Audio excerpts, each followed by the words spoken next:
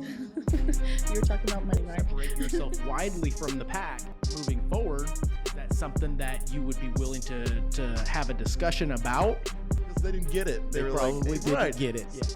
To follow up with your clients, to generate more leads. You know what I mean? Always check to make sure you're recording. The record. Yeah. Clap and I need to start over and all that jazz. Oh, Lord. Yep. We go 5, 4, 3. What up, guys? And welcome back to another episode of Key Factors Podcast. We are powered by ReviewMyMortgage.com, which is the largest index of mortgage programs nationally. And today, I invited a friend, Avery Duke, and we're going to talk about all kinds of stuff. So I'm super excited to start this discussion. And if we go a little rabbit hole-ish, hey, it's all for your benefit. Avery Duke, how you doing? I'm good. Yes? Welcome back to the hanging show. out with you. Likewise. Thank you. Like-minded people tend to hopefully gravitate. Mm-hmm. And I guess the intention behind it is always good, and the conversations bloom into other things. And the last time we did this, plenty of things came out of it. You actually motivated me to continue doing this kind of stuff. Oh, stop it. Just so you know. Yeah, Little old me. straight up. That's Little so old you. cool. Yeah. Thanks for sharing that. Absolutely. So as we get started, there are some people that know who you are, some people that do not. And I want to start with giving you a little time to just tell us who you are, where you came from, what you're about, all that jazz. Let's start as far back as you want to go. Oh, awesome. Okay, I won't go too far back. Okay. So Avery Duke, Yep. I'm a loan originator Okay. with Legacy Mutual Mortgage right now. And I actually my whole career in life started out in fashion. Okay. So I Makes used perfect sense. Yeah, thanks. I enjoy it. I love putting things together. So I was in fashion for about 15 years. Okay. I used to build and develop teams. Okay. And I worked for Saks, Neiman's, Michael Kors, Giorgio Armani. Very cool. And then I said, I want a life. Yeah, I can imagine. Yeah. So my husband was And in. you chose originating. I know, right? That was Okay. crazy. Sorry. I had no idea what I was doing, clearly. No, you're going to actually laugh at this. So I'm in retail, and my husband and I are married. We want to start a family, Okay. and that just didn't feel possible. So my husband met somebody else in originating, and they were in a business group together, and he was the one that actually told me about loan originating. And Okay. he goes, hey, there's this guy in my group, and you need to originate. And I was like, okay, cool. And so we were talking in bed right before we went to bed. Yeah. He rolls over, I pull up my laptop, and I Googled, what is a loan officer? That's awesome. That's awesome. As you should. Yeah. Because I get asked that question, and not to go on our first rabbit hole, but I get asked that question quite a bit because folks see what we do on social media. Mhm. They see the life that we live, things of that nature. And not that they think it's easy, but they want to know, what does it take to do that? What do you actually do? And the first thing I tell them is go Google it. Yes. Before you ask me, go Google it to find out, because you'll see all the pretty things on the Google machine. But then my goal truly as a leader mentor is to scare the piss out of them, because Yeah. that's really what it should be, because this isn't an easy game. It is So, not. sorry. Go ahead. No. Take it away. Keep going. Because, I mean, I Googled it, and I was like, ew, that's boring. Yeah. Like, no, what a snooze of a job, right? But when I started meeting the right people that do the job, I Okay. was like, I can do that. These are cool people. Yeah. Right? I met the right people. Okay. Not working in banks necessarily, doing it kind of like you and I do it. And just really into being better people and Yeah. adding value to the world through their profession, right? Right. And that's just what I want to do. So, longer story short, I became a loan officer, and I have loved every minute of it because, like, there's no two scenarios the same. No.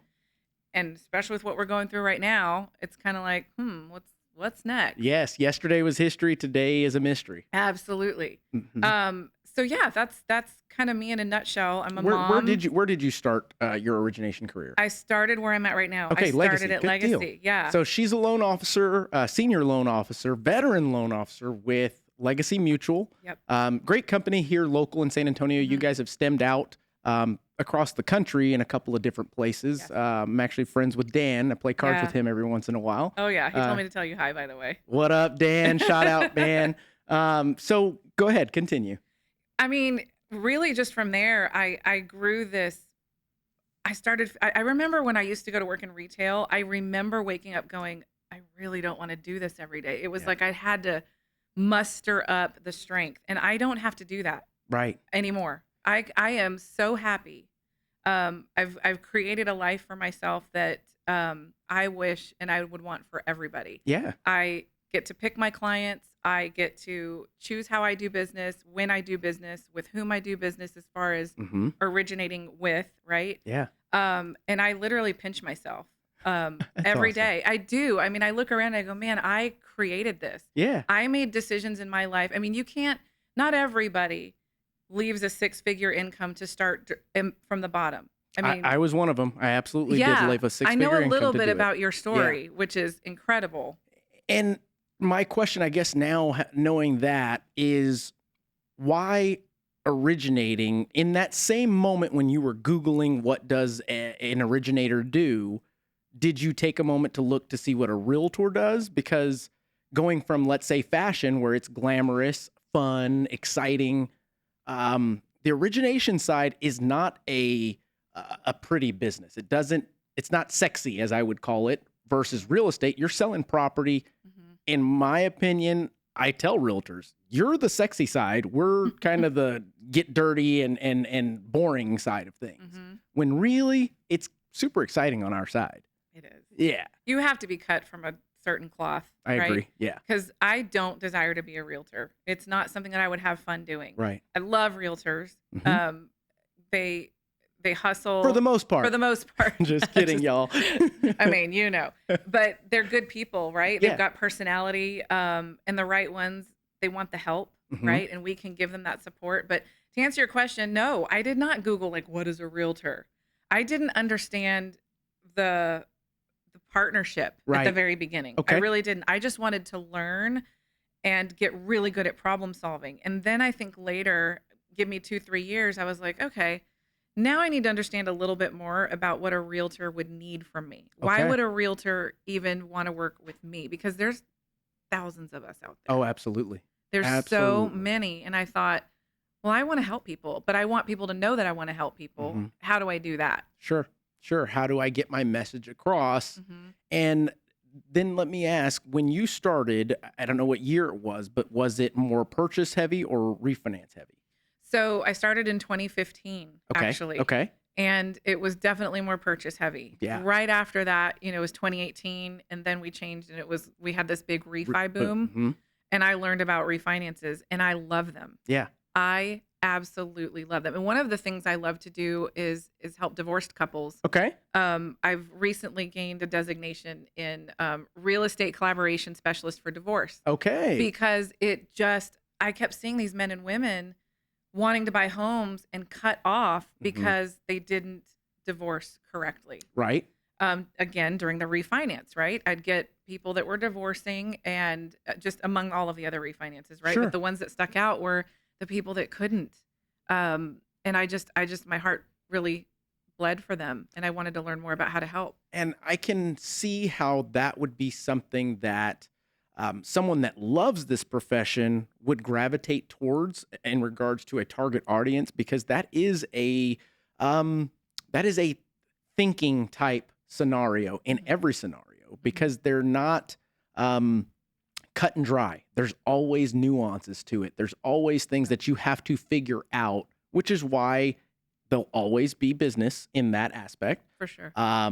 Especially with what we're going through right now. Rates are ridiculously high, but at the end of the day, if you get divorced and you understand as a consumer that it's still important to own real estate, you want to know what your best options are moving forward. Yep. And someone like you goes, all right, let me roll up my sleeves and figure out this scenario for this person, because let's face it, somebody that is divorced knows other people that have been divorced. At least has an attorney that knows other people that have been divorced, et cetera, et cetera. Absolutely. You know? Absolutely. What I find in these cases are, and God bless our attorneys, we love them. There are gaps in their case file with regards to the right information to be requested to determine value for a home being sold or listed, or to determine whether the out spouse or the house spouse qualifies Sure. for said property or said transaction. it's very interesting to me that they don't go, there's no due diligence there to say, okay, we're about to draw up this divorce decree Mm-hmm. to say that you get to keep the house, but we don't know if you actually qualify to keep the house. Correct. So I started seeing these gaps and doing some research and going, man, how can I help? Wow. That's a good point that you make there, because there's a lot of times that you'll come across a buyer that has been divorced and still, let's say the property was awarded to the other spouse, other ex-spouse, that property is still on their credit report long after it's supposed to be gone, technically. Yep. So it's important for us to explain to them, hey, if they miss a payment between now and the time you close or something like that, it could really skew this. So have you considered going down the road of getting that out of your name? Yep. Most of the time it's, no, we didn't think they could qualify, or no, we're doing this as a favor, or no. But I think if you're targeting that and you're creating content and educating people just solely on that, it's going to go pretty far. Yeah, no, I appreciate, Mark, Yeah. that you say that, because coming from you, that you do that, you do it, right? You Yeah. know, you walk the walk, and it is something I really and truly believe that when you have a heart to do something and you put it out there, you'll attract. I was already attracting these clients, and Yeah. that's why I thought, man, I need to dive deeper Sure. into this, and even the attorneys, helping the attorneys Yes. come up with, oh gosh, I had no idea there was a gap in my research. Yeah. I mean, Right? and the attorneys can't, we talked about this on a previous episode. Attorneys can't reach out to financial advisors for mortgage advice, because they too go to a mortgage lender to get their advice. Exactly. It drives me insane when I have a financial advisor that's giving mortgage advice. I don't give financial advice, I give mortgage advice. So you should probably stay in your lane, bro, type situation, because their goal, their objective is to keep your money as long as they can, because they only get paid what they're managing. Did anybody know that? Yeah, no, yes. We could actually start right now on a whole other topic, because yes, we get that. My husband and I were doing a lot more research right now with our money and financial advisors, and are they really diverse, and what is their interest? Their interest, like you said, is to keep your money and manage it. And I see that also in mortgages. Yes. Right. Yeah. So yeah, no, 100%. Wow. Okay. Yeah. So, now we can shift in a couple of different directions. I would like to ask you, what the hell is going on with the market? And I have asked everybody in the last, let's say, 2 months of doing these episodes, and everybody has a similar but yet different take on what's going on. And let me frame it with, I'm looking up at the screen right now at the average mortgage rates. And as of today, $300,000 loan amount, 20% down in Texas, credit score from 700 to 719, just below 720, on a 30-year fix with no points, is really at 7.7%. That's real stuff. Real. It's real talk. I mean, Not fake look, that's not fake news. You shop around with other lenders and they can play games all they want, but at the end of the day, we're even in a situation to where we can't give a customer that rate without even charging them to get that rate, to fulfill the coupon. That's, yeah. Yeah. We can even talk government loans in a Yeah, minute, we but can. it's, so you're asking me what I think's going on. Yeah. I'm always going to be very real. Okay. I think in some aspects, I don't know. Okay. I can't find the logic Mm-hmm. behind what is happening. Right. Yes, we can go look online and we can say, oh, it's because England did this and Mhm. Russia did this and the Ukraine did this. And I think it's all really a bunch of bullshit, to I be honest agree. with you. I have to agree. I don't have the energy to dive deeper into it. I need to spend my energy helping my clients understand whether it's the right time to buy or not. Right. Period. The end. I Right. love that take. And I haven't gotten that take, which is why I asked you. I thought you'd be a little different. I love that. Because it does have to do with situational instances. Yeah. You've got folks that need to buy and you've got folks that don't need to buy. That's right. Unfortunately, the folks that don't need to buy maybe shouldn't, Mm-hmm. to be honest. They really shouldn't. Right? And I think I want to be the person to tell them and put it in front of them and go, look, you could squeak by on this, but is Mhm. it the right decision right now? Right. Right. And I mean, you and I know interest rates, they're like a heartbeat. They're Yeah. going to go up and down, up and down, up and down. So true. We can't always predict. I mean, it's concerning in some ways when you're doing loans and it's like shooting fish in a barrel, and then all of a sudden that market just narrows Yeah. And you've got to adjust. Yeah. To me, it's not like, woe is me. It's not doomsday. Mm-mm. It is an adjustment I have to make, period, the end. Yeah. So it's educating myself. It's asking questions. It's really going out there and trying to understand, because I also have to explain to my team. That's so true. Right? We have teams that are going, oh, what's going What do on we here? do? What We're do we scared. do? Yes. There's layoffs all over the place here. Well, that's easy to explain. The refinances that we had in the past because of low rates are no longer there. Yep. They're all more situational, like divorces, like moving, pulling cash out to pay off debt that is higher interest, things of that nature. But I mean, something along the lines of, for the folks that don't necessarily need to buy, situations to where you can buy is if you have an understanding of this market, meaning I'm going to buy this house knowing that I'm going to keep it long enough that that rate won't affect me, because I will then refinance and still have this property equity, in my opinion, because we're in Texas. I can't speak for other markets. Right. It's not going to go backwards. Right. I think it's important for people to understand that what we're facing right now is not a market that's backpedaling in value. It's more correcting itself in value. 100% agree. You know, people talk about, oh, the housing market's going to crash. No, at some point, I think the Fed's trying to crash the housing market. Honestly, I think what they're doing is they're trying to do that. Yeah. And that's just the reality. Right. Like you said, I don't agree that the actual values of homes will decrease. Right. I know we're seeing some price reductions or some how do they label it? Price Improvements. Yeah. Price improvements. For whom? Do we have a price? Yeah. do you think so? And I'm just watching. I feel like sometimes I'm watching from above, and I'm just watching all the little reactions to what's happening. And I just think, okay, I'm going to go the opposite direction. Yeah. Just go the opposite direction. I always have. That's pretty good. Well, that's why you and I connect so much. Yeah. You know, we're not best friends, but we have a connection. You have an energy, you have a thought process that like attracts like, right? Yeah. And you just know it, you feel it. That's true. And I've never been one to be afraid to say what I know or what I don't know. Right. I definitely don't want my clients to think that I'm, fluffing things at all. I'll keep it straight. I think it's important for us as mortgage real estate professionals alike to continue forward, not being seen as the salesperson versus, and I don't even want to use the word expert in this scenario, because everybody's using the word expert, even though they're not experts. Did you guys see, if you're watching, did you see how he just sat up like in his chair to say this? Like, he believes this. I love this. Yeah, okay, keep going. You're not I like wrong. it. and it has a lot to do with, like I was saying, so a lot of folks are using the word expert. Yeah. That doesn't mean you're an expert if you say you're an expert. Correct. An expert is still a student of the game. They're constantly learning as well. So what do you call us? I don't know. A student of this game in the sense. But at the same time, we've got to get that message out there. And I think the folks that don't get their message out there will starve in the coming years. Yeah. Because I don't think, and this is just my prediction, I don't think rates are going to come down anytime soon. I agree with you. You've got the CPI, the Consumer Pricing Index, that says we're at, 8-9%, when it doesn't actually include some of the things that have gone up above the 9-8%.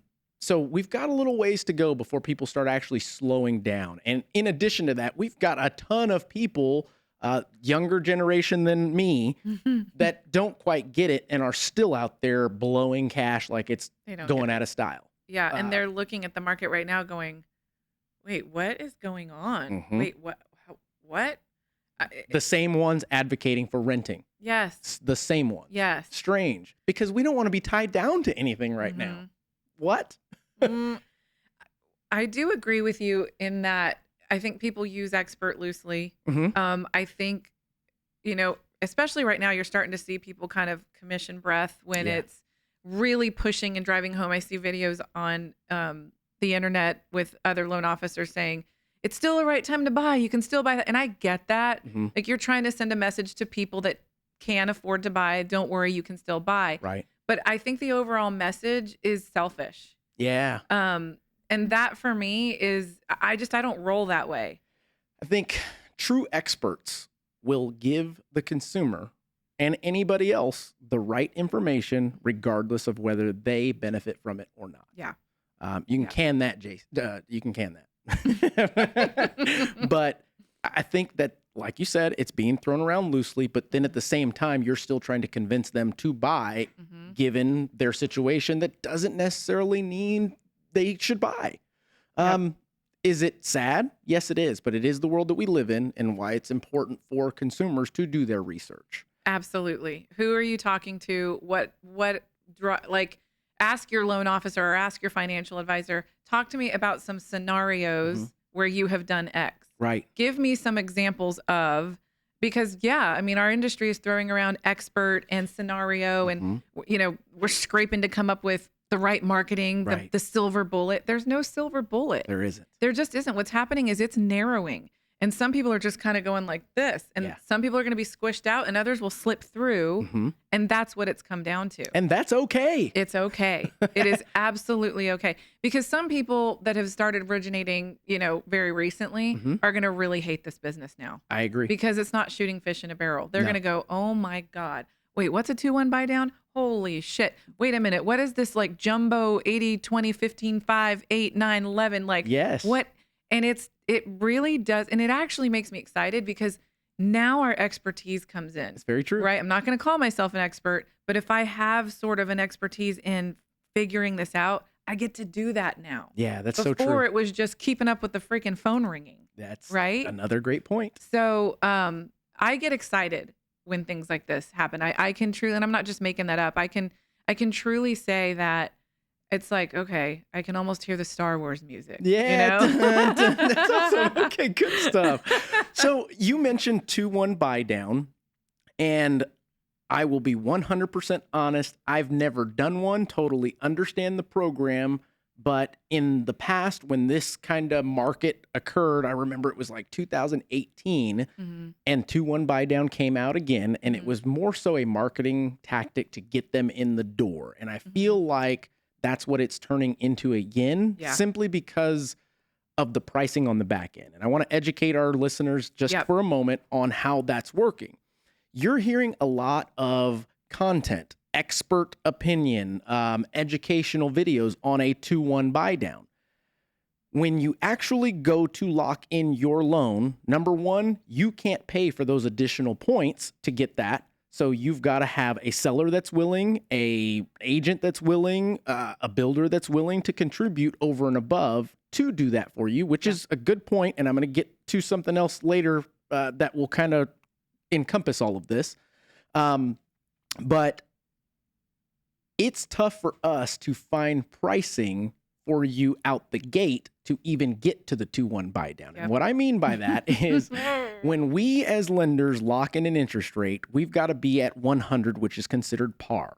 Okay. So you're thinking a scale 100 to 1. 100 is the rate we lock at, meaning we're not going to charge you anything for that rate. So when you see rates published on bankrate.com, NerdWallet, all of these places, you've got to read that fine print that says X amount of points included with this.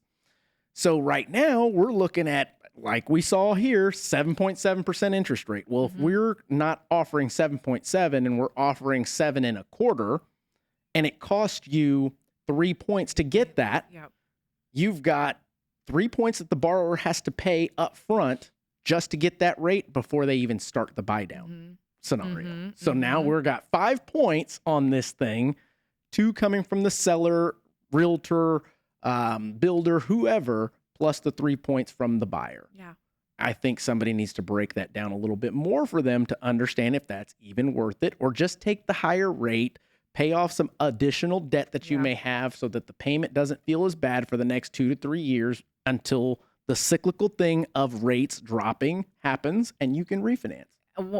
Exactly. And you're right. It is kind of the sizzle, right? Yeah. It's, hey, here's an opportunity. You get to talk to the client about it. And then I you haven't say, heard that in so long. Sell the sizzle. That's awesome. Yeah. You start telling them, okay, basis points are percentage points of your loan amount. And you start doing the math and they're like, I don't know. But then I also talk to the client about, okay, can you understand why the market would be yielding so much buy down up front.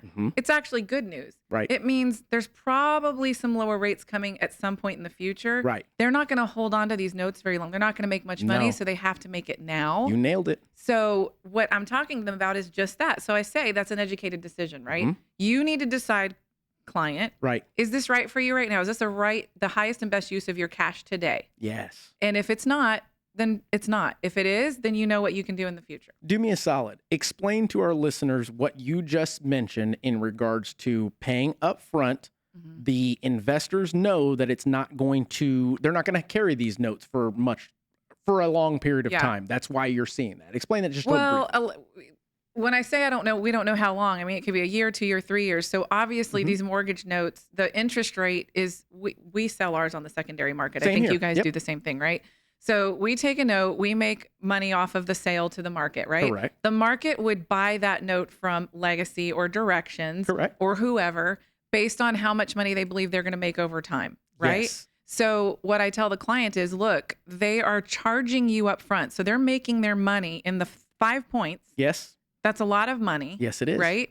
So if someone's paying $25,000 today to have that 2-1 buy down, whatever it might be, let's just say it's the 5% lower rate, they're paying that $25,000. The market is making that money now. They've made they're compacting in one moment what they would plan or hope to make over time. Right. Because they know, somebody knows.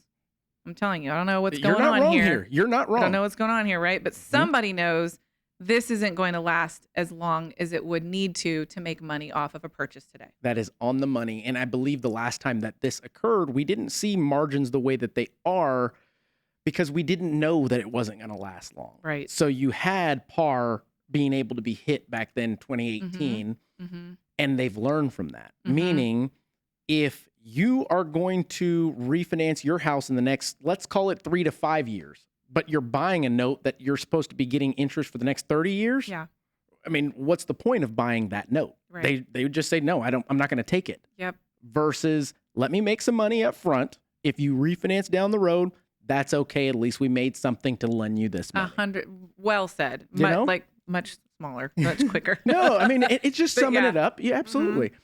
Okay, so we can get into some other stuff now. Well, I have mean, a question for you. please. Are you even originating anymore? You're sitting here doing all these great podcasts, giving all the people great Yeah. information. What are you doing it? I am still originating. Okay, I good. will tell you, I'm originating from a bird's eye view in the sense that I take on, let's say, 3 to 4 loans max per month that I personally will actually advise the customer on, mostly jumbo, mostly your nuanced loans. The not, I'm not going to say trouble loans because I've taught my team how to do that kind of stuff. But the personal friends, the deals that we have to take big haircuts on, those kind of things go under my name and I originate them. I still have, and this is the coolest part. I was actually on a buyer's call. I was on 2 buyer's calls yesterday. And we were all freaking out about what rates were, but I share my screen with the customer. I show them the rates. I Yes. explain to them par. And I don't shortchange that process, even still doing this podcast, having Review My Mortgage, all the things that I'm doing, I still have to be relevant with what's going on, or else I can't call myself a true mentor to these people. Yeah. They're dependent upon me not only to make decisions for us all, but at the same time, give them value. And if I can't be relevant, I'm just somebody, I become my first mentor that I had that said, do as I say, not as I do. We've all had those. Our parents were that way. Like, True. you know, True. I think I was affected a lot by that growing up. It was a more do as I say, not as I do. It's really important to me. It's another reason why I enjoy coming and talking to you and listening to you, because you really do keep it real. I get so tired of people just trying to spin the story. Let me show you this side of it so it looks more appealing. Let me I want you to want to buy.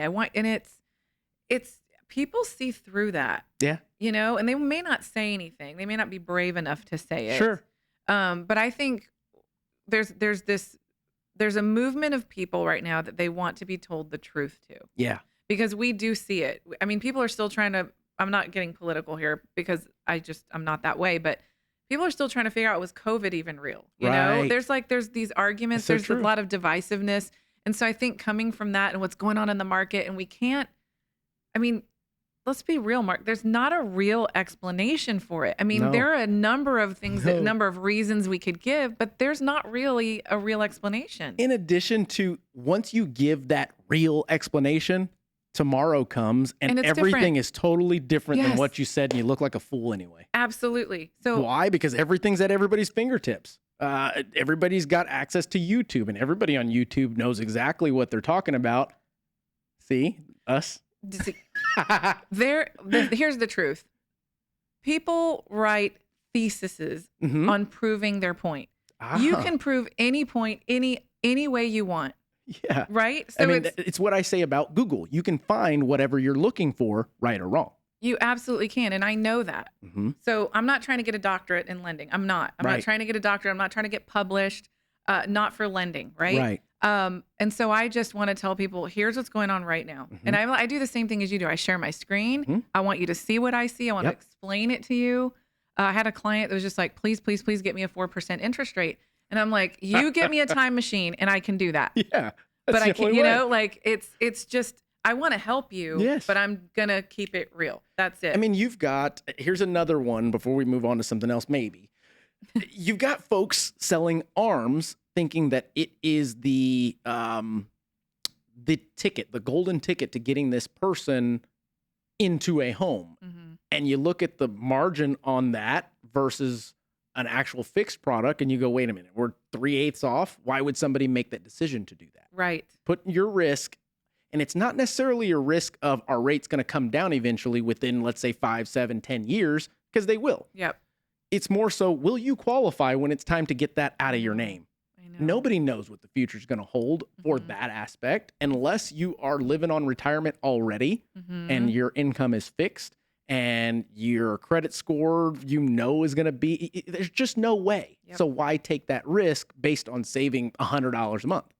I How know. about work a little harder to make up that $100 a month? Yes. Two peas in a pod, my friend. I love it. Yeah. Okay. Okay, so you've got a couple of things that I want to talk about here. First is believing in yourself first. And I think you are an example of that. And I mentioned it a while back, and now I'm giving you a shout out. Thank Your YouTube channel. Oh, You started that.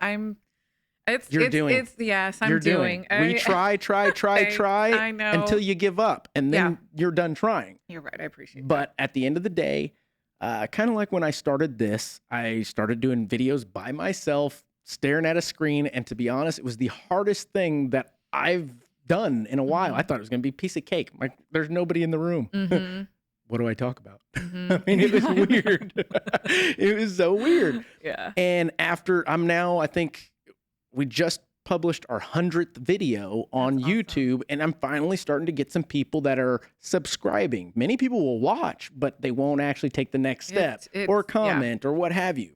So I can tell you it's a slow drip, but it is worth it. Why? Because as we look to the future, where are people going to go? Mhm. They're going to go to what they know, which is YouTube. And it seems to be a little bit more efficient than going anywhere else, to be Yeah. honest. Even if you are finding the wrong answer, you're able to compare it to the right answer to make your decision Yep. based on that. So believing in myself first really comes from, and don't let me fool you by quoting this because I'm not a poet, but And didn't even know poet and didn't know it. I mean, we're of the same Kinda. generation. it. Yeah. But I have always thought, like Shakespeare said, this above all else, Mhm. to thine own self be true, right? That's part of the quote. And it always stuck with me. I didn't know why my spirit gravitated towards that. And I just held on to it.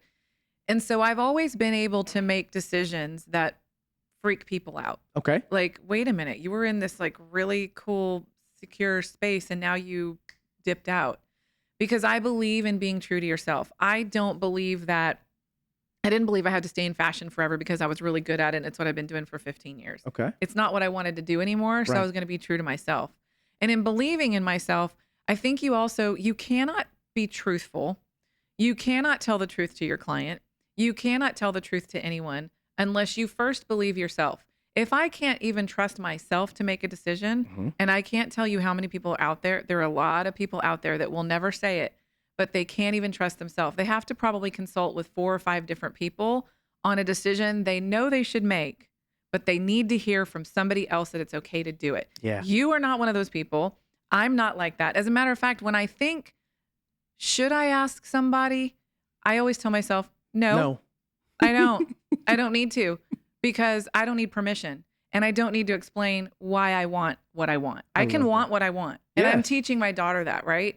In the little things of when she says, Mommy, I want a cookie for breakfast, right? Right. I stop asking why, because it doesn't matter why. Right. I don't want her to feel like she always has to explain herself, Mm-hmm. because we treat each other that way. Well, why? That's true. Well, I'm starting to say, I don't really need to tell you why. It's because it's what I want. That's right.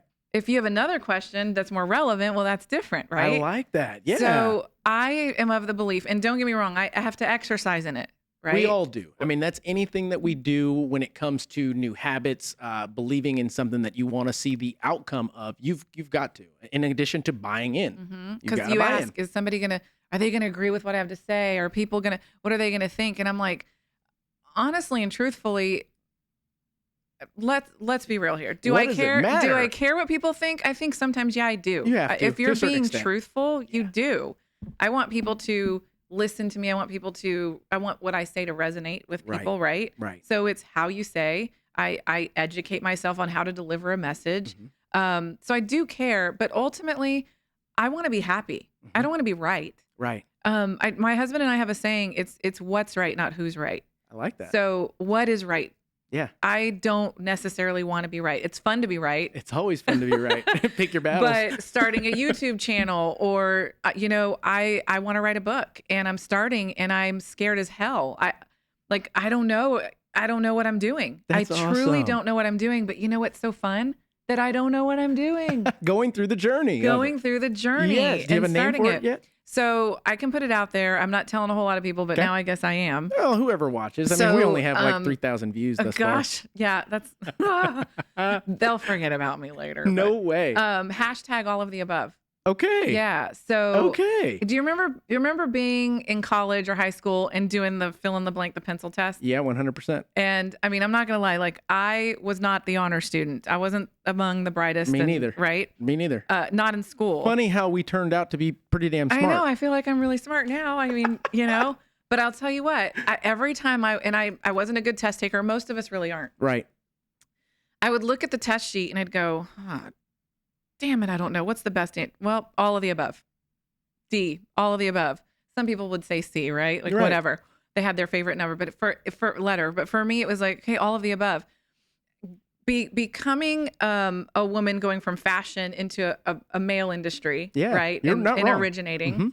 Mhm. I was always having to explain myself. There's a lot of competition. Right. And there are people that won't originate with me because I'm a woman. Yep. Honestly, I'm not offended by that. There are people that won't originate with you because you're a man. These days, you're not wrong about that. Yeah. It's a truth. It is what it is, right? So Yep. I have decided I can have everything that I want. I can have all of the above. And I want women to see, like, you don't have to have permission Mhm. to be and have and do everything that you want and anything that you want at any point in time in your life.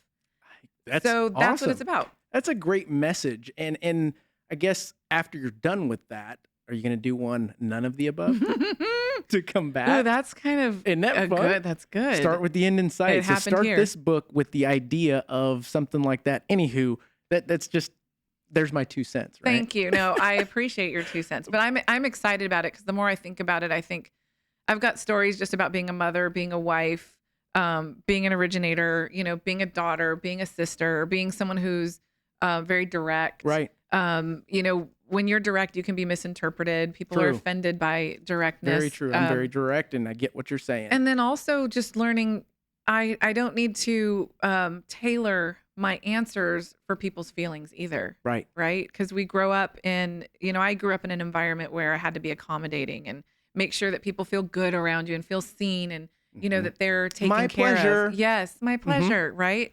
And while I believe that there's an aspect of that we should all have, that we should have a high EQ Sure. and know our audience, I think in some ways for us, and it's not really just for women. Like, I'm not a feminist. I really am not.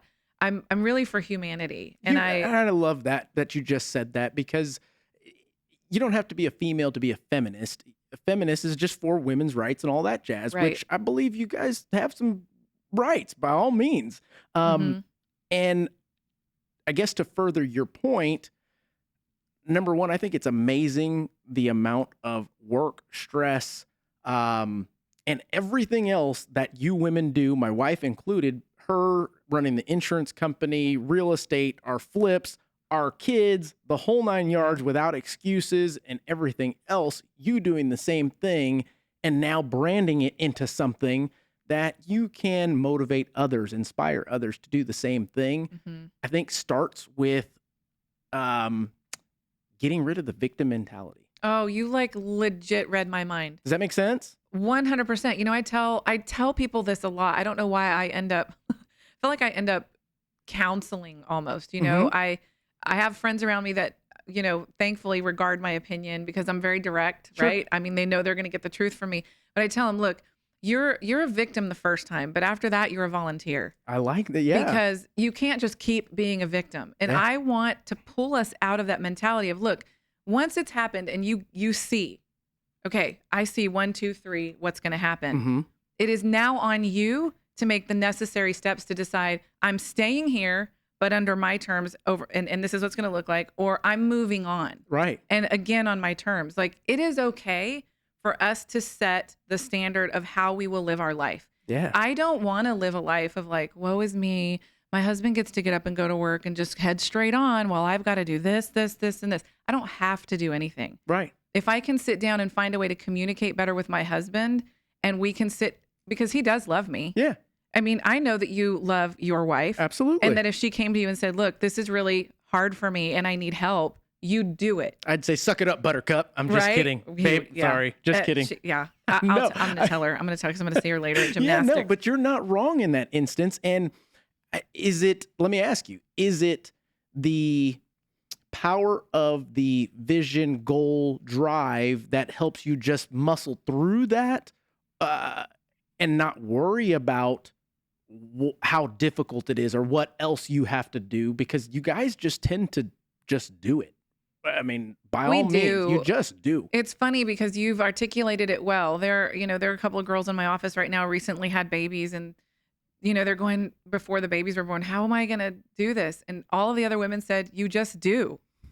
It literally is an instinct that we have where we're like, you just have to do it. And it's a shock to the system Sure. at first, because it was like, before I didn't have to worry about anybody else but myself, and Right. maybe my husband and whatever.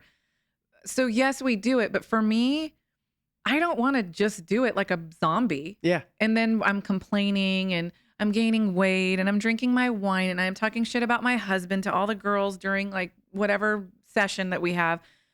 I don't believe in that. You're not wrong. I don't believe in that, because this is my life yeah. and I take ownership and I have the life that I create and that I design and that I want. Right. Fortunately, I chose the right spouse. Right. There are people out there that maybe didn't think through their choice of spouse, and that's legit too.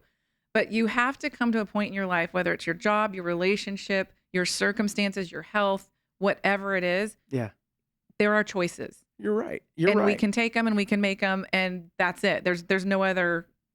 The victim mentality to me is just, It doesn't work. it just doesn't work. And back to your question, if Kristen were to come to me and ask, and she has before, okay, it's time for me to adjust what I'm doing to help out in any way that she needs me to for that moment, that instance, what have Mhm. you.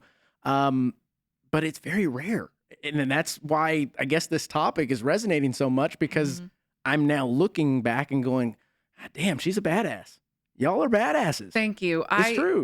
I don't disagree, and I say that humbly, because I do wake up some mornings and I'm like, man, I just freaking power through it.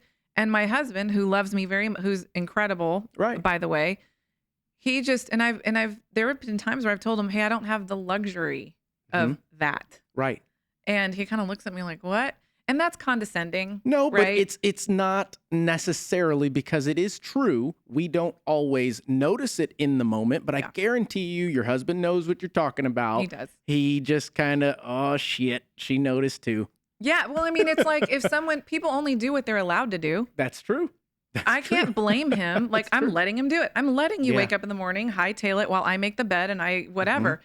That's real life. I Yeah. have to own that. It's not happening to me. Yeah. It's not. I'm allowing it. So then I have to get up and go, okay, what am I going to allow? Because Right. I don't want to feel like this. And then who gets the brunt end of it? Right. Him. And he's not doing anything wrong. True. He doesn't realize that it's wrong. It's what's been allowed in our relationship. Well, right? I mean, you look at it and you say, hey, honey, I think you need to start making the bed. And he says, I'm cool with the bed being unmade. Exactly. And then leaves and you go, damn it. I know it doesn't work that It's way. driving me insane. So you go and make the bed anyway. So you go and make the bed anyway. I mean, he's helped me, but I mean, it's at the same time, even in the office, Yeah. right? You've got people around you or clients that don't respond the way you want them to respond. Right. It's always because what is it that I'm projecting Hmm. that I need to change? Yeah. That's it. I promise you, it will always, always come back to self.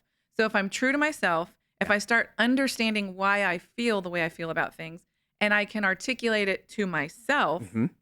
then I can articulate it to those around me in a loving, non-defensive way, Wow. right? Yes. So it's mastering that and then Absolutely. attracting people that go, oh, wow, you have it all together. No, I don't. Mm-mm. No, I don't. I have a wonderful life. I am not ashamed to say it, but I work for it Yes. every minute of every day with my attitude, my thoughts, my actions, my choices, all of it. I love that. I mean, this can go so far. I mean, I really love that we had that conversation, Thank you. because that's not something that we would normally talk about on this type of show. Yeah. But damn, listeners, if you didn't get something out of that and didn't push the subscribe button and then go over to Avery's channel and subscribe to hers, I don't want you listening. Yeah. I'll be honest. That was pretty damn good. So, okay, so where do we go from there? What do you want to talk about? So I don't, I think I really want to know a little bit more about you. I don't think people ask enough This questions is fun. about you. You're not wrong. Nobody ever asked me much. And I'm curious, and I always tell people curiosity is a superpower. Okay, right? yeah. If you can be curious, and That's how you learn. it is how you learn. I love being curious. And so curiosity for me is, Okay. I want to know, tell me your story. I know very little about the genesis of Mark and originating and Okay. how you got to where you got. Okay, so let's start 2012. It was January of 2012. I was in the auto finance business and had already been in not mortgage banking, regular banking, investment banking. I was a licensed banker for Chase, then business banker for Chase, and we were getting paid $60,000 salary plus these little bonuses for selling certain things. And I was learning the industry, but at that time I was getting ready to get married or had just gotten married, and I wanted more. Oh, you and Kristen got married the same year I did. Did we? 2011. Yeah, there you go. Yeah. Yeah, we did. Yeah, because I saw that on Facebook. Yeah. So we were, at that time, Kristen had just become a true-fledged nurse, RN, with her BSN. And I had told her, I want to do more. I had always been entrepreneurial. I had started small businesses, credit repair, selling cars, dealing cards, playing poker, gambling, all kinds He's of got stuff. some pretty cool cars, guys. And and it was at that time when I saw the auto business as something I could always come back to, because I had jumped from Chase to sell cars and then got quickly moved into the finance department. And it was like, here I am, I don't know, 22 years old, making damn good money Yeah. without a college degree. Mhm. So I went and took all of my real estate classes. And before taking the test, I went, this isn't for me. It's not for me, Oh, wow. truly. And my mom was a realtor before that and also a loan officer, but this was prior to having to be licensed and all that. Mm-hmm. So I was having a conversation with her, and she said, well, why don't, and at the time, she was actually a processor here locally for a company called Academy Mortgage. Yeah. And I had the conversation with her, like, I don't think the real estate side is where I'm going to go. Still working at the dealership at the time. She said, well, why don't you meet my boss at the time, which was Craig Jennings. Shout out, dude. I went in, talked to him, and we probably sat in that room. Now, mind you, he had never hired a new to the business loan officer. So he told her, yeah, I'll talk to him, but I don't do that. Right. He had always hired kind of top producers, brought them on, and grew. Okay. So I went in, we talked for literally 2 hours. And Shocker. I remember walking out of there, and my mom was like, almost fell through the door when we opened it type situation. So funny. And we were best buds at that time. I left there, went and took the 2-day class. And this was when you had to take 2 tests. Took the first test in Austin, took the state class, turned around. I got licensed in 2 weeks. As a lender, and quit my job and showed back up on his doorstep and said, I'm ready to go.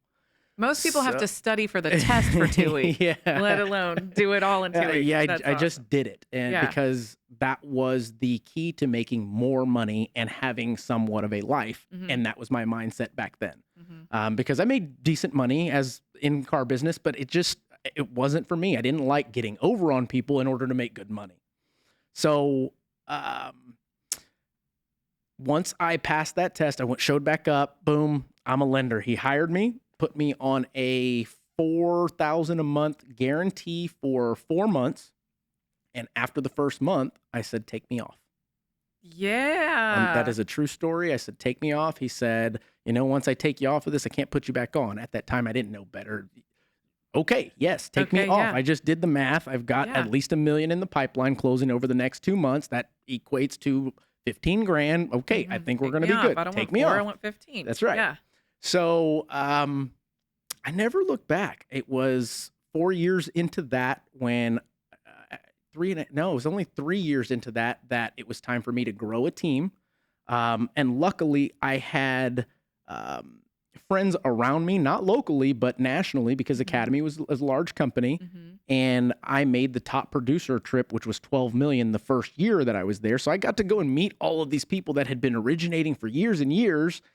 And it opened my eyes. I mean, I was the person going, why, how, huh? I mean, asking all the questions you possibly can, sitting in the hot tub or the pool, drinking my cocktail and just absorbing all of this stuff from these people. And luckily, they were younger, similar mindset, and I was just newer to the business. Well, at that time, it was time for me to start forming a team so I could do more, and I did that. I stayed with Academy for, 7, almost 8 years before it was time for me to open my own branch. And I would have probably opened my own branch 2 years prior had I known what I know now, but everything happens for a reason. I kind of indifferent about that because at the time, I think the type of mentorship was more so hide what's really going on, go produce. And at that time, I felt like if you bring me in, I'll be involved always. Like I'll be your guy. And that didn't happen. So it was more of a, now let me show you up type situation. I want my own and watch this. So I opened my own branch under Academy, had that for 2 years, and then wanted more transparency, wanted to learn from new mentorship. Made the jump over to Directions, and here we are 3 years, and I've been in for, 2012 to now, 10 years, 11 years, going on 11 years.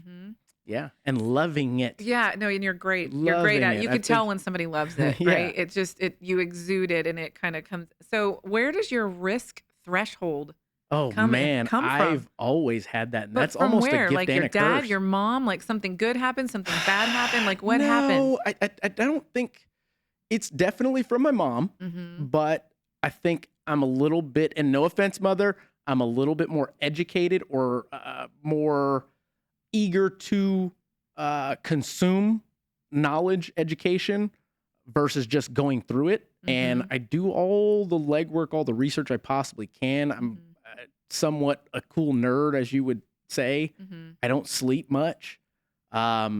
I'm crazy. constantly trying to play different outcomes of different situations before they actually happen. Mm-hmm. So some may see it as a risk because it's something you wouldn't do. Right. But in my mind, I've already thought through many outcomes of what could possibly happen. And I'm okay with all those outcomes, That's even if super. they're negative. If Is that makes Kristen sense. okay with all those outcomes? She backs me 100%. Sometimes it pisses her off, but at the Mhm. same time, she also looks back and goes, "Hey, man, we're here because of us and your risk and tolerance to risk." Yep. And they're not always easy. Have we had tough times? Absolutely. We're going through a tough time now because of our industry and what's going on. And with, I guess, the folks out there listening, me being a manager versus a strictly producer, I make less money. So therefore, I've had to leverage into other businesses, flipping properties, things of that nature, because I don't want to be a fake mentor. I don't want to be a fake You don't want to manager. compete with the Yeah, people I'm not that you're. I'm not competing with exactly. them. I want to show them how to do it, not take business from That's them. awesome. If that makes sense. Yeah, it does totally. So it's that's a good question. She's okay with it Mhm. because it's got us this far and is kind of in my corner to go keep going. I see What's that. next? I see that. I think that's cool. My husband's also very entrepreneurial, and he's going through some very interesting things, having recently sold a company. Sure. And you go from owner to like, okay, what am I now? Where's my identity? Where's my identity? And I fought for that for a little while. gosh, it's really interesting, right? I mean, of course your bank account changes, and that's a whole other mind-blowing experience. And so as his wife, I'm like, okay, how can I support that? Because I, like Kristen, I've told Will, like, I believe in you. Whatever decision you make, I'm here. Right. All this stuff around us, it's just stuff. Yeah. They're things. Our daughter's going to be fine. I'm going to be fine. We're all mentally strong. Right. And I think it's much more exciting way to live. I do too. I mean, Kristen and I actually have this conversation every couple of years because it always goes so good that we go, okay, at some point we've got to lose big, like people talk about, like the mentors that I listen to talk about. Yeah. So we're prepared for it, but I think it's one of those situations to where we're still better off than most, in addition to it doesn't put the fire out. Yeah. Yeah. At the end of the day, I'm still breathing. I'm still capable. So let's find what's next to leverage or to grow. Yeah. And now we're going into it with a bunch of liquid cash versus the income type So situation, exciting. Yeah. No, it's exciting. I think one of the things that I get mostly about being around you is your energy, right? The energy to like you're just like a force field that you're just gonna push through. Like I even hear that like, that's like, okay, that's Mark Jones. Like, thanks. And I have, the other day somebody said, Jim Rohn quoted, you're the average of the 5 people that you hang around the most, right? And I had to go, Will and I are adjusting our circle. Like, okay, it's time to level up. That's true. We're I love that. outgrowing our circle. It's not because these people aren't great No. at all. They're great, wonderful people. It's just, okay, we're ready to kind of level up a little bit. And I see that you're used to that. You guys you do that naturally. And I think it's great that you brought that up because it gives me a little bit of moment to frame this for those listening so it doesn't sound horrible.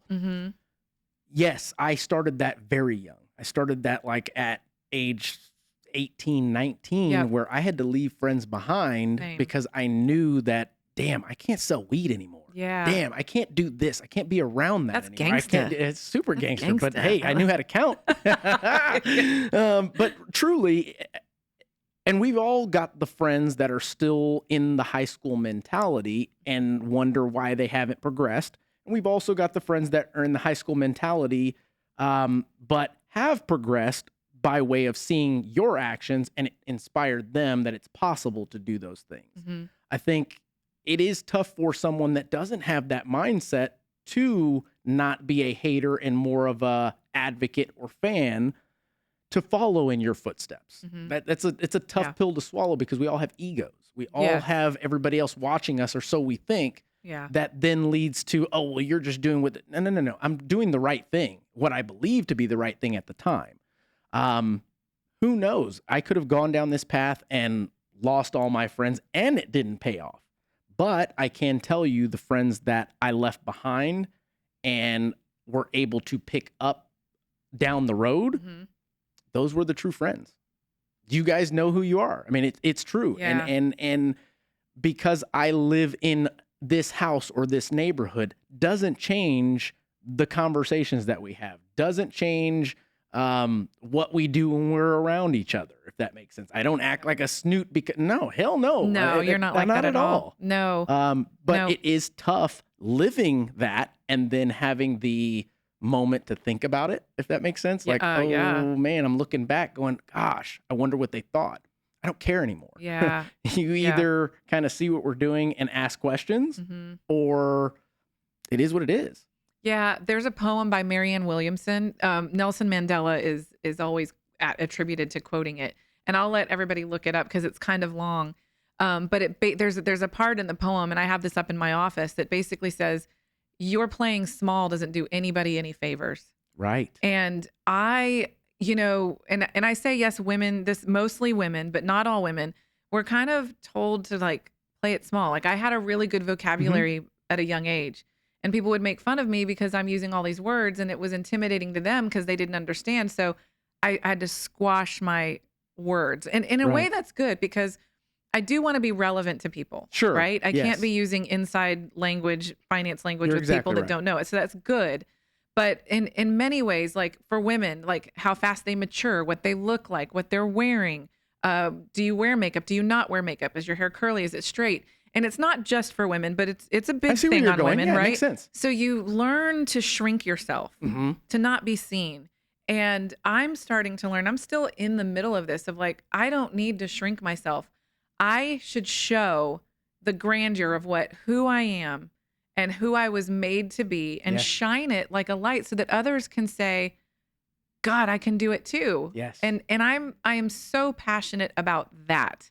And so when I'm originating and I'm talking to people, I want them to see you can do this, right? And I believe that our goal, if you are on this type of trajectory or you want to be on this type of trajectory, the goal is to get in different rooms that you've never been in, meet people you didn't meet before, be in circles that you never have, because the idea is someone... Don't be the smartest person in the room. There you go. And if you are... more times than not, they're willing to share. I mean, more times than I've ever could count, I'm in the presence of somebody that I never thought I would be. And I ask what I think is a dumb question, and they go off. It just, here it comes. Here comes all the wealth of information, because they're looking for that outlet to give it to. Yep. Most people see the end result. They never see what took to get there. So you're giving them the opportunity to go, here you go. Finally, somebody asked me how it happened. It wasn't overnight. You know what I mean? They're thrilled to talk about those types of things. And just because our goal is to get into different circles doesn't mean we're in those new circles to stay. It's you take those, you make your deposits. Hopefully you don't have to make any withdrawals. But at the end of the day, you're on to different circles and doing bigger things. And hopefully by the end of your life, you go, man, look at what we created. That's my angle. I mean, but look what you've created. Like you can literally look around at all the things here, the Crushing It sign, the t-shirt, the microphone, the watch, the shoes, the friends. You created this. Like if you sit in that space and really think about it, you have created all of this tangible stuff. The relationship, the waves that are going out on the internet. You are so lucky I took my testosterone shot today, because I'd be in tears right now. I guess I don't think about those things. But when you do, man, that is the flavor of existence right there. And that you get to do it again tomorrow. Yes. And share it with others that are willing to listen. By all means, if you don't want to listen, don't. No big deal. Yeah. But if you want to know how, these are the people that I'm having conversations with. That's freaking awesome.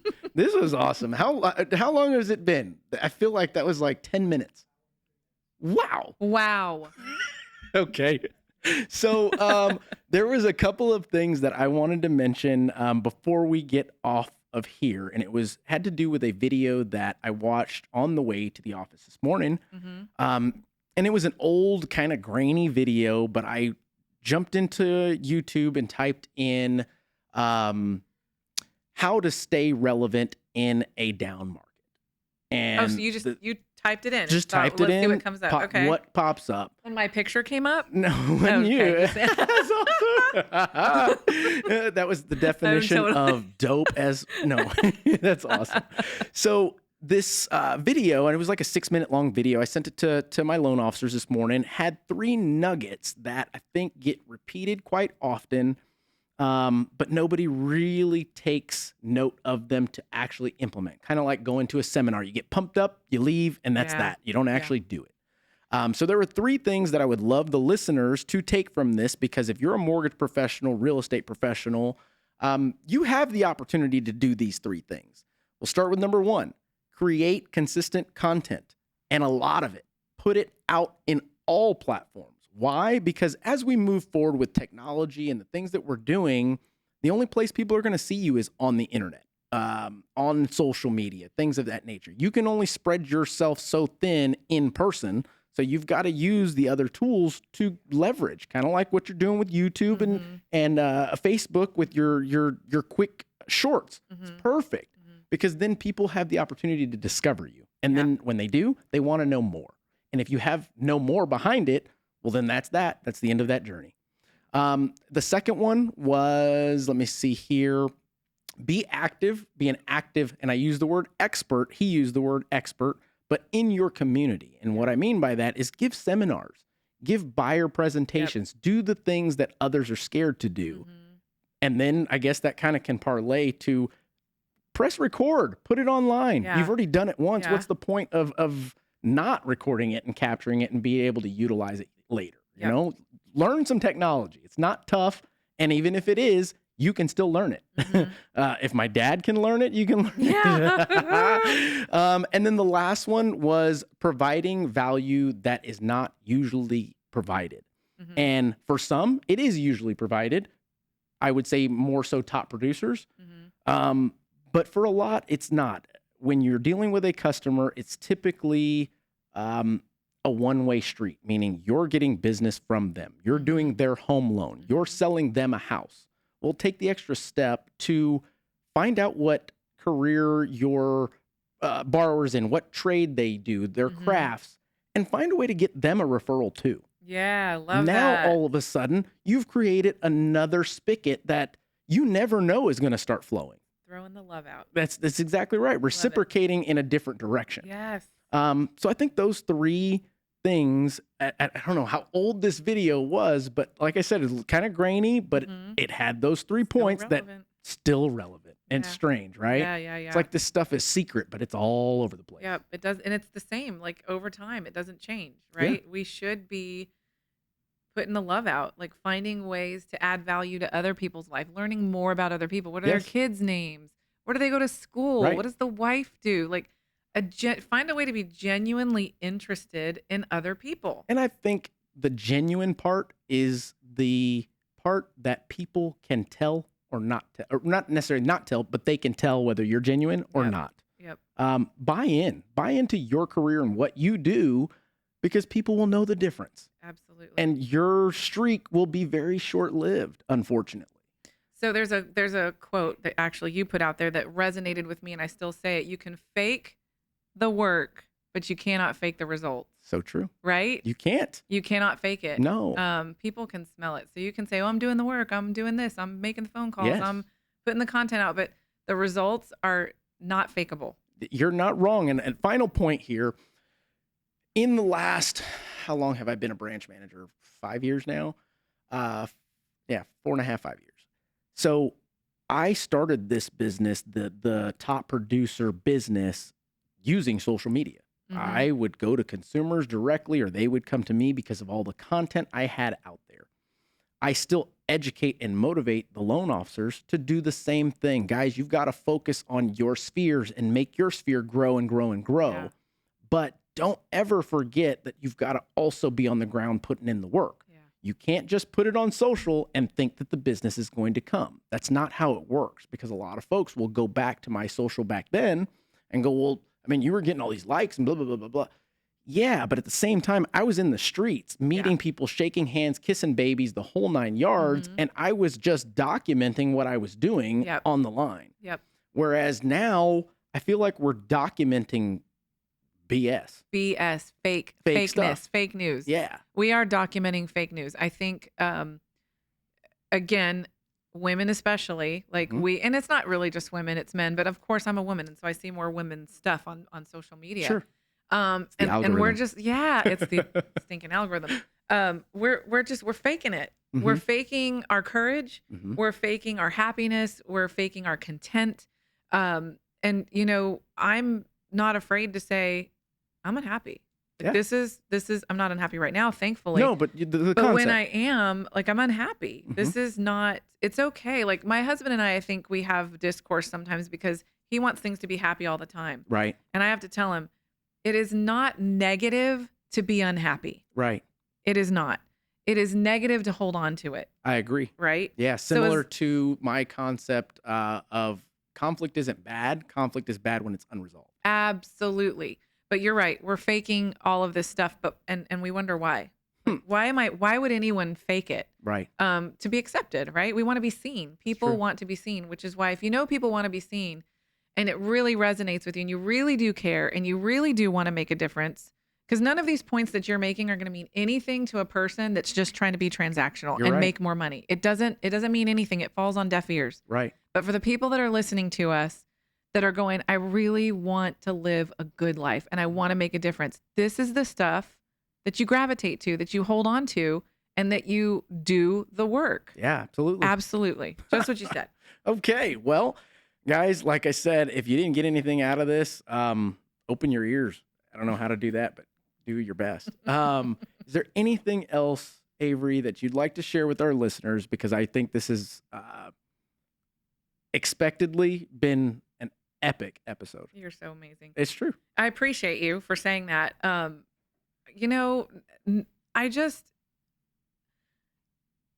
I want to make a difference, man. I don't want to waste my life on just originating and I don't, right?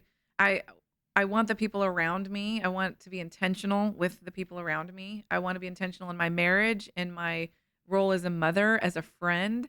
And when I see people that are doing some great shit, I want to encourage them, which is what I did with you. Like, I'm not going to hold on to things anymore. Mm-hmm. I would just say that I hope our listeners are going, if you find us, find Mark, find me, like, we are genuinely people that want to help. Like, the energy that they're feeling listening to this podcast, like, it's real energy. Mm-hmm. And I want to see people get out of their victim mentality and go out and do big shit. That is awesome. So, guys, I don't think I need to finish off with any kind of monologue, script, anything like that.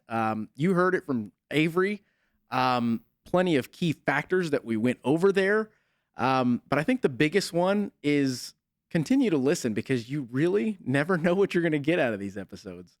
Thanks for listening. Avery, thanks again for joining me. Thanks for being so having me. transparent and such a badass. Appreciate you. Guys, we'll catch you on the next one. You were talking about money, right? Separate yourself widely from the pack moving forward. Is that something that you would be willing to have a discussion about? Because they didn't get it. They were probably like, didn't right. get it. Yeah. To follow up with your clients, to generate more leads. You know what I mean? Always check to make sure you're recording. The record. Yeah. Clap and I need to start over and all that jazz. Oh, Lord.